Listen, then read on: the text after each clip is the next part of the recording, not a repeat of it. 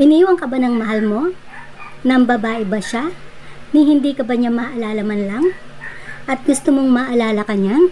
Pwes, gawin mo ang ritual na to at maaalala ka ng mahal mo at marirealize niya ang mga mali niya. Kaya babalik siya sa'yo. So, ang kailangan natin sa ritual na to ay bote. So, kahit anong size ng bote, basta kakasya yung picture niya. So, itong picture niya at saka isang ballpen. So, yung ballpen, susulatan natin yung picture niya ng pangalan niya, name and surname. Kung alam niyo yung birthday, mas magandang isulat niyo yung birthday.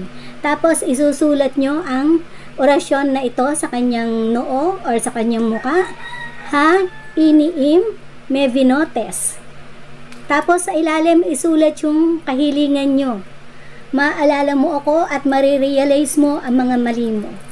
So, sabihin natin ang buong damdamin, ang buong pag-iisip sa kanya, ituon natin ang ating pag-iisip sa kanya.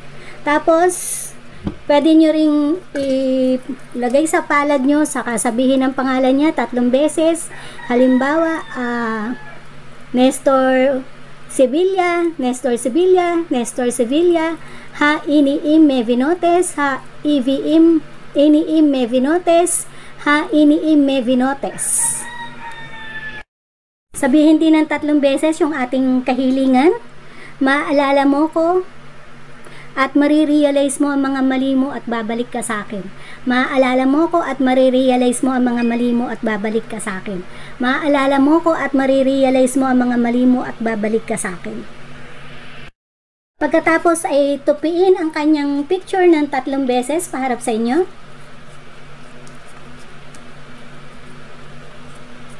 At ilagay sa loob ng bote. Tapos kalugin habang binabanggit uli ang kanyang pangalan at yung orasyon at yung kahilingan ng 3 beses. So, kung ano yung pangalan niya, name, surname, ha iniim me vinotes, maalala mo ko at marirealize mo ang lahat ng mali mo at babalik ka sa akin. Name, surname, ha iniim me vinotes, maalala mo ko at marirealize mo lahat ng mali mo at babalik ka sa akin.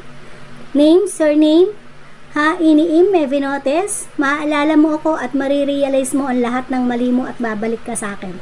Tapos ilagay ito sa ilalim ng inyong kama. Gabi-gabi bago matulog ay kunin at banggitin uli ang orasyon, ang pangalan niya, ang orasyon at ang kahilingan ng 3 beses.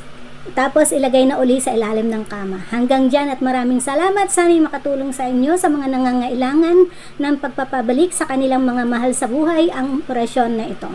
Maraming salamat!